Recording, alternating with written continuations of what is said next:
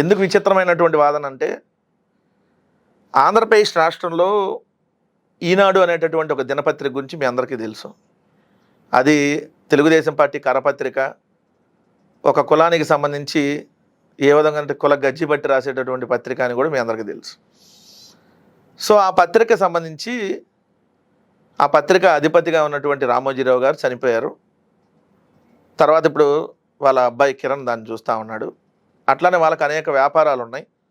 పచ్చళ్ళ వ్యాపారం దగ్గర నుంచి ఫిల్మ్ సిటీ దాకా అనేక అక్రమ సామ్రాజ్యానికి ఈ అధిపతిగా రామోజీరావు గారు ఉన్నారు.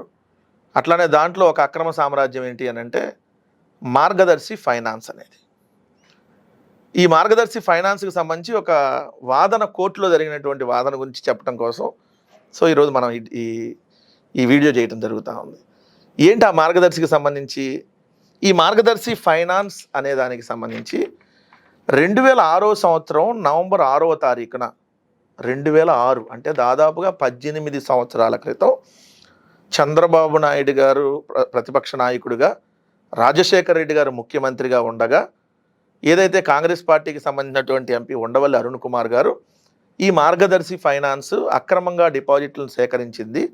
2610 కోట్ల రూపాయలు ఈ మార్గదర్శి ఫైనాన్స్కి సంబంధించిన దాంట్లో ఏదైతే రిజర్వ్ బ్యాంక్ ఆఫ్ ఇండియా ఆర్బీఐకి నిబంధనలకు విరుద్ధంగా సేకరించింది అని చెప్పి అప్పుడు ఉమ్మడి ఆంధ్రప్రదేశ్ రాష్ట్రంలో ఏదైతే ఈ మార్గదర్శికి సంబంధించినటువంటిది కేసు అనేది నమోదు చేయడం జరిగింది.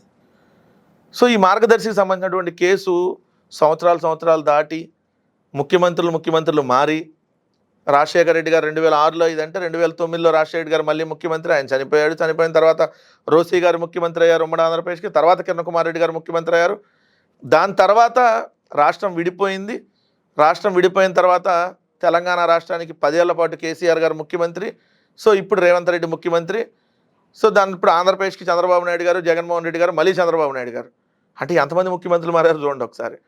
18 సంవత్సరాల పాటు ఈ కేసు ఇంకా నడుస్తూ ఉంది. ఈ కేసు మధ్యలో కొట్టేశారు. అసలు అందరూ తెలియని విషయం. ఎలా కొట్టేశారు అనేది ఒక విచిత్రం. అది కూడా ఆ విచిత్రాన్ని కూడా మళ్ళీ మీకు అందరూ చెప్పాలి. ఆంధ్రప్రదేశ్ ఉమ్మడి హైకోర్టుగా హైదరాబాద్లో ఉమ్మడి హైకోర్టు ఉంది, ఆంధ్రప్రదేశ్కి తెలంగాణకు కలిపి. ఎందుకంటే విడిపోయిన తర్వాత దాదాపు 4-5 ఏళ్ళు మనకు అదే కోర్టు హైదరాబాద్లోనే ఉన్నాం మనం. ఎప్పుడైతే 2014లో విడిపోయాం, 2018 డిసెంబర్ 31 ఉమ్మడి హైకోర్టుకి ఆఖరి రోజు. ఈ ఆఖరి రోజు ఈ మార్గదర్శి ఫైనాన్స్ సంబంధించినటువంటి కేసును కొట్టేశారు. కొట్టేసినటువంటి విషయం, ఈ కేసు కొట్టేశారన్నటువంటి విషయం ఉండవల్లి అరుణ్ కుమార్ గారికి కూడా తెలియదు. ఎందుకంటే ఆయనే పిటిషన్ వేసింది. ఆయనకు కూడా తెలియదు ఆయన కేసు కొట్టేశారన్నటువంటి విషయం. ఆయన ఎవరో ఢిల్లీ పోతే అక్కడ ఒక ఆయన కలిసి నమస్తే ఉండవల్లి గారు, మీకు చాలా ధన్యవాదాలు అని చెప్పాడు. ఎందుకంటే ధన్యవాదాలు చెప్తున్నావు అంటే మీ వల్ల నా కేసు కూడా కొట్టేశారన్నారు. నా వల్ల మీ కేసు కొట్టేసేది ఏంటి, అసలు ఏం కేసు అని అడిగితే ఎస్ నేను ఇప్పుడు మీరు మార్గదర్శి కేసు కొట్టేశారు కదండి, నేను కూడా చూపించేసి నా మీద ఉన్న కేసును కూడా నేను కొట్టేయించుకున్నా అంటే ఆయనకు అప్పుడుదా తెలియదు. అప్పుడుదా షాక్. సో తర్వాత జగన్మోహన్ రెడ్డి గారు అధికారంలో ఉన్నారు. అధికారంలో ఉన్న సమయంలో ఉండవల్లి అరుణ్ కుమార్ గారు ఏదైతే మళ్ళీ రాష్ట్ర ప్రభుత్వాన్ని కూడా అడిగారు. ఎస్ మేము కూడా దాంట్లో ఇంప్లీడ్ అవుతా ఉన్నాం, ఎందుకంటే ఇది కేసు అనేది ఇది కొట్టేయటం అనేది అసలు చాలా దుర్మార్గం అని. అందుకని మేము సుప్రీంకోర్టు దాకా ఉండవల్లి అరుణ్ కుమార్ గారు సుప్రీంకోర్టు దాకా వెళ్ళారు. రాష్ట్ర ప్రభుత్వం కూడా దాన్ని ఇంప్లీడ్ అయింది. సుప్రీంకోర్టు ఈ కేసుని తిరిగి విచారణ చేయమని తెలంగాణ హైకోర్టుకి ఆదేశించింది. ఆదేశించి కూడా దాదాపుగా నెలలు దాదాపుగా 18 నెలలు అంత అయినట్టుంది ఆదేశించి కూడా.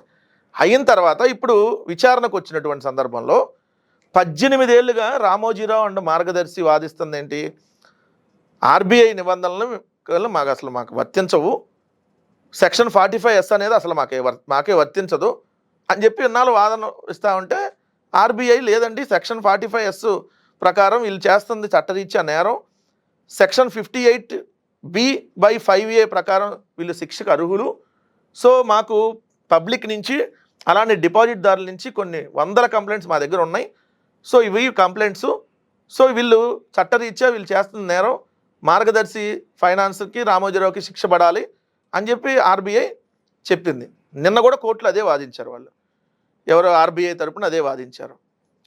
రిజర్వ్ బ్యాంక్ ఆఫ్ ఇండియా తరపున ఇదే వాదిస్తే మార్గదర్శి తరపున ముకుల్ రోహిత్గి అనేటటువంటి పెద్ద లాయర్ అంటే సిద్ధార్థ్ లోద్రా అనేటటువంటి ఇంకో పెద్ద లాయరు వీళ్ళిద్దరూ వాదించింది ఏంటి, అయ్యా రామోజీరావు చచ్చిపోయాడు, రామోజీరావు తప్పు చేస్తే మీరు రామోజీ కొడుకు ఎట్ట శిక్ష వేస్తారు, రామోజీ బతుకుంటే రామోజీరావుకి శిక్ష వేసుకోండి మీరు, రామోజీ చచ్చిపోయినాక రామోజీకి శిక్ష పట్టడానికి ఆయన లేడు కదా, ఆయన చేసిన తప్పుకి రామోజీ కొడుకు ఎలా బాధ్యుడని వాదించారు.